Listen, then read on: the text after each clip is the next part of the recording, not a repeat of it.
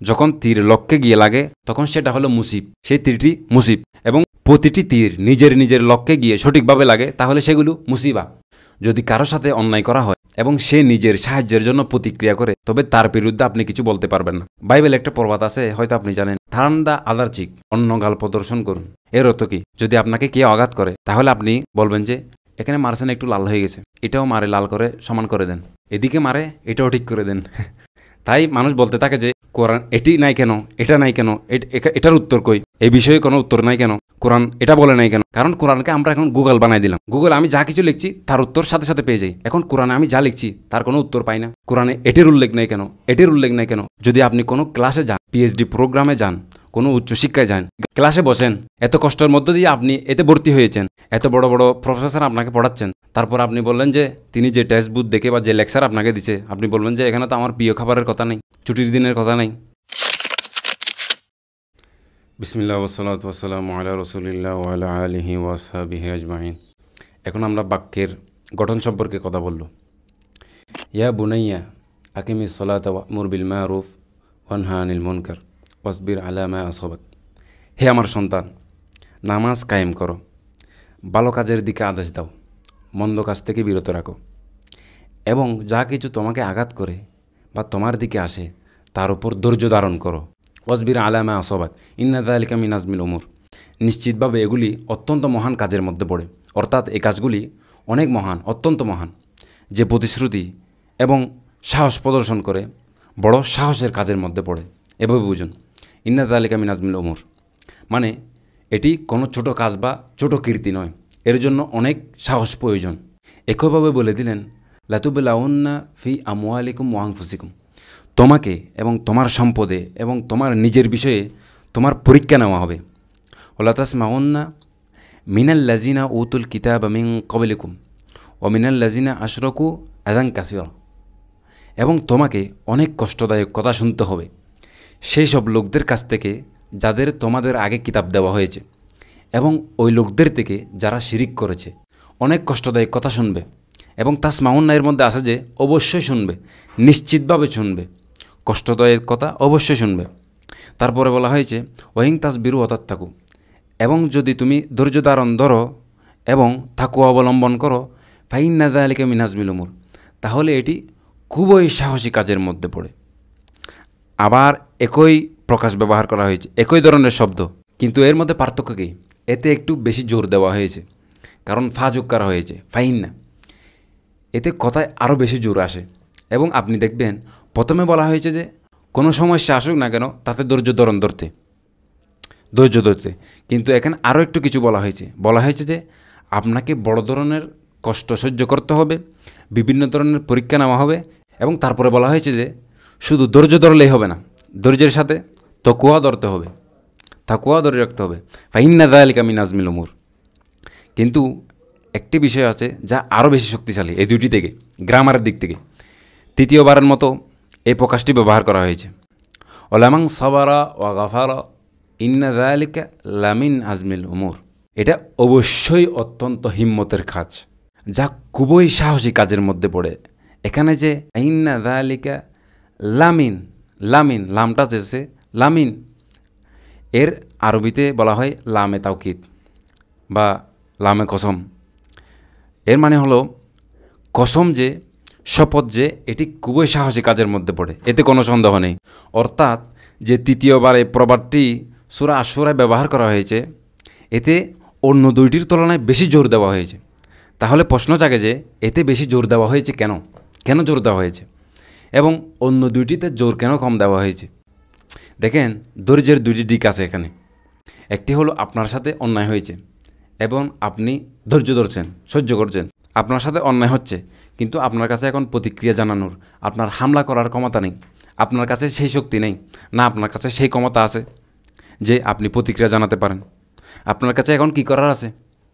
ধৈর্য ধরবেন, ধৈর্য ছাড়া আর কী করবেন? ধৈর্য ধরতেছেন, ঠিক আছে। এবং এর পরের আয়াতে বলা হয়েছে যে কোনো মুসিবত তোমার উপর আসে তার উপর ধৈর্য ধারণ করো। আচ্ছা, একটি কথা, এটি আমাদের বিষয় নয়, কিন্তু আপনাদের বিষয়টি গুরুত্বপূর্ণ, বিশেষ করে কারণ আমরা উর্দু, ফার্সি, আরবি থেকে ভাষা, অনেক শব্দ আমাদের বাংলা ভাষায় চলে আসে। তাই বাংলায় কিছু শব্দ যা কোরআনের সাথে মিলে আমরা তার ভুল অর্থ গ্রহণ করি। এর একটি বড় উদাহরণ হলো মুসিবা। বাংলায় মুসিবত শব্দটি ভালোর জন্য না খারাপের জন্য ব্যবহার করা হয়, মূলত খারাপ জিনিসের জন্য ব্যবহার করা হয়, খারাপের জন্য। আরবিতে এটি আসাবা সাওয়াব থেকে এসেছে। সাওয়াব মানে হলো যখন তীর ছুড়ে এটি সঠিক লক্ষ্যে গিয়ে লাগে, এটা হলো সওয়াব। এ কারণে আধুনিক আরবি ভাষায় যেমন আমরা বলি সঠিক ভুল, তারা সওয়াব এবং খতা বলে। সওয়াব শব্দটি সঠিকের জন্য, খতা ভুলের জন্য, তারা ওইভাবে ব্যবহার করে। ইসাবা বলা হয় কিছু তার লক্ষ্যে গিয়ে সঠিকভাবে লাগে।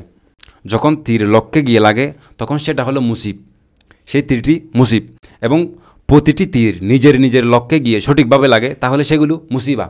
যে জিনিস আমাকে আঘাত করার জন্য ছিল, যে অভিজ্ঞতা আমাকে হতে হবে, যে জিনিসের সাথে আমাকে মুখোমুখি হতে হবে, সেটি একদম সঠিক লক্ষ্যে গিয়ে এসেছে, সঠিক লক্ষ্যে এসেছে, সেটাই আসার ছিল তাই আসছে।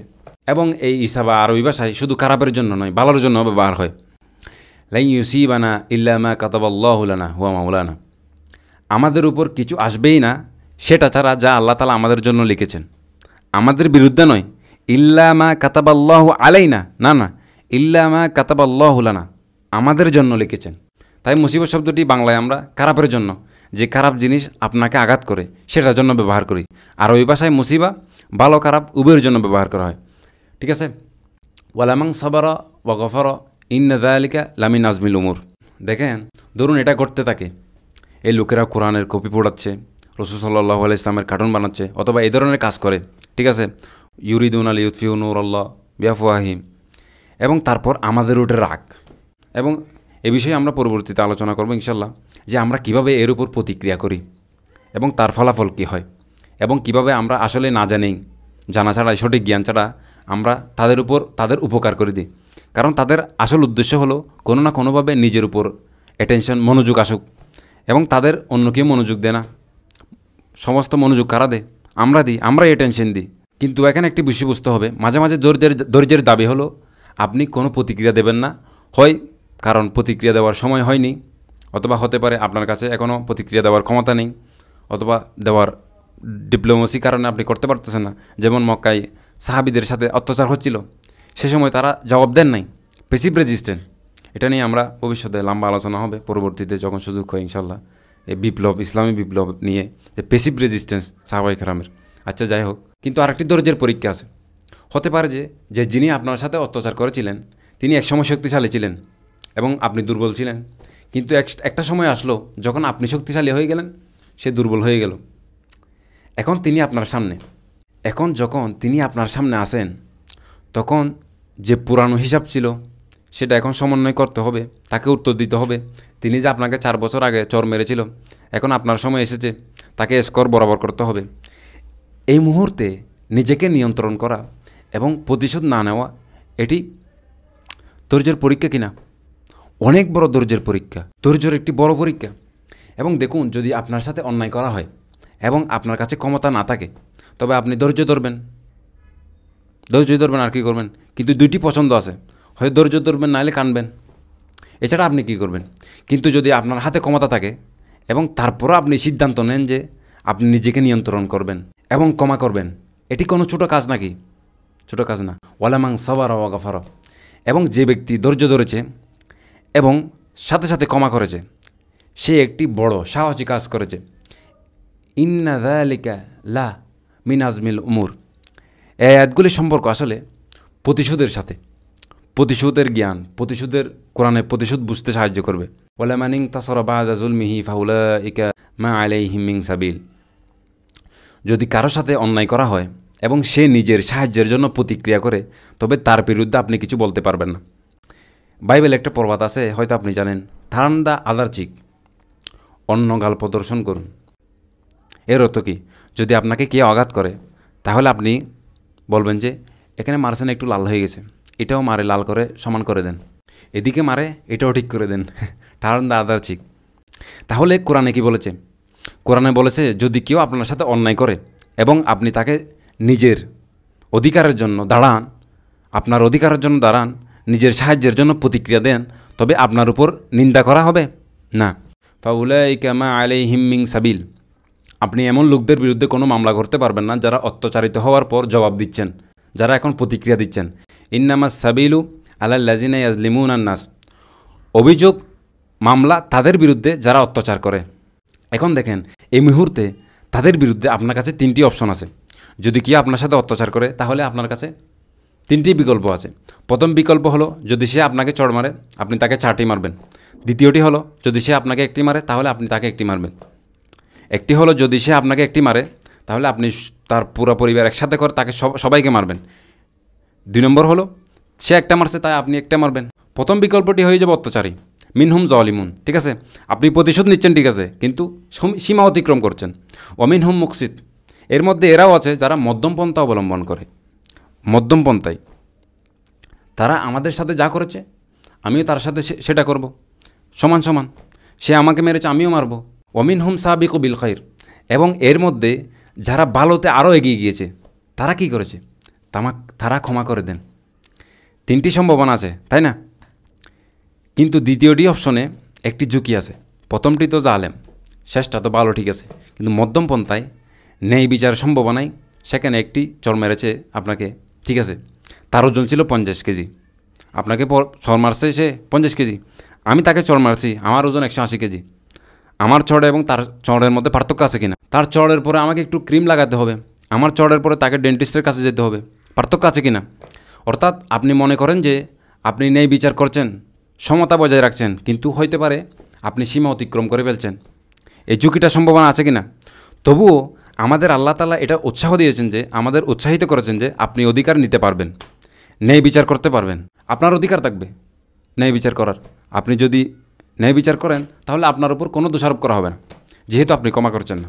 কিন্তু যদি আপনি ক্ষমা করেন তাহলে একটি বিশেষ পুরস্কার আছে, এবং সেই পুরস্কার হল আল্লাহ তাআলা বলেছেন ওয়ালি আফু ওয়ালি আসফাহু আলা তুহিব্বুনা আন ইয়াগফিরাল্লাহু লাকুম।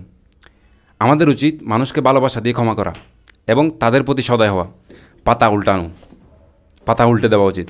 পাতা উল্টানো বলতে বোঝানো হয়েছে আগের কথা যা হয়ে গেছে হয়ে গেছে, এটা করা যাবে না। মনে আছে আমি গত বছর তোমাকে মাফ করেছিলাম, মনে আছে? না না না, এটা গত বছর সমাধান হয়ে গেছে, তাই সেই পুরনো কথা আর বলা যাবে না। সেই পাতা আবার উল্টানো যাবে না, সেই কথা আর ফেরা যাবে না।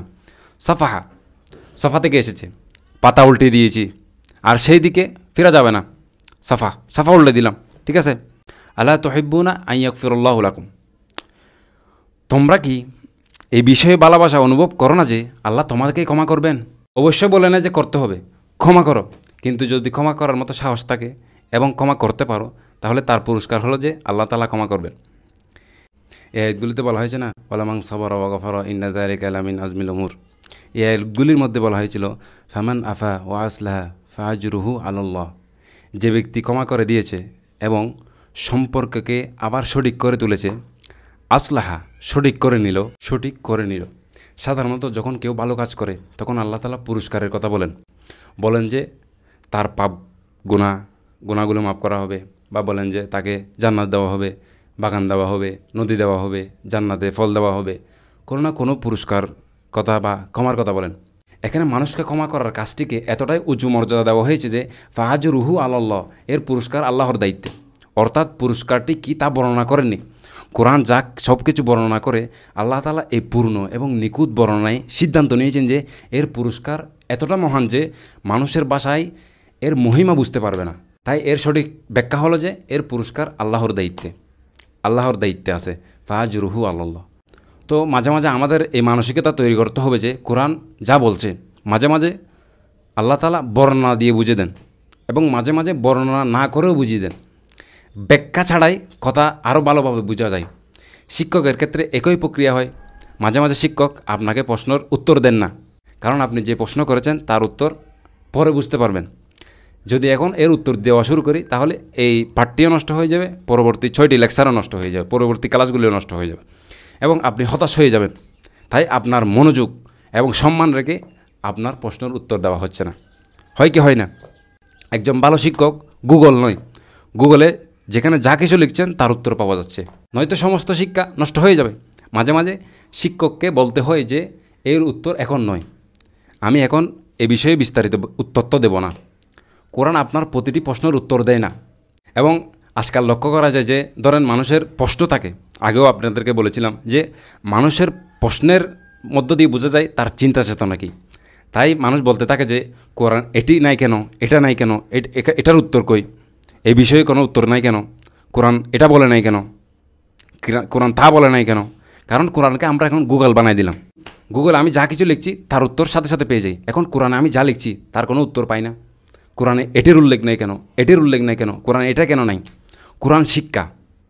যদি আপনি কোনো ক্লাসে যান, পিএইচডি প্রোগ্রামে যান, কোনো উচ্চশিক্ষায় যান, হার্ভার্ড বিশ্ববিদ্যালয়, সিঙ্গাপুর, ক্যালিফোর্নিয়া, রাজনীতি বা মনোবিজ্ঞান, সমাজবিজ্ঞান ক্লাসে বসেন, এত কষ্টের মধ্য দিয়ে আপনি এতে ভর্তি হয়েছেন, এত বড় বড় প্রফেসর আপনাকে পড়াচ্ছেন, তারপর আপনি বললেন যে তিনি যে টেক্সট বুক দেখে বা যে লেকচার আপনাকে দিচ্ছে, আপনি বলবেন যে এখানে তো আমার প্রিয় খাবারের কথা নেই, ছুটির দিনের কথা নেই। যে বিষয়টা আপনার মনে আছে সে ক্লাসে আপনার এটার আলোচনা হইতে হবে, এটা কথা আছে নাকি? আপনি এখানে শিখতে এসেছেন নাকি আপনার ইচ্ছা পূরণ করতে এসেছেন? তাই এই মানসিকতা আমাদের পরিবর্তন করতে হবে কোরআন সম্পর্কে, যে আমরা কোরআনের জন্য কী ধরনের প্রশ্ন আনি। আচ্ছা ঠিক আছে, আগামীতে আমরা একটা মাথা ঘুরানো ব্যাখ্যা আলোচনা হবে। ঠিক আছে, আজকে দুটুকু থাক। জাযাকাল্লাহু খাইরান।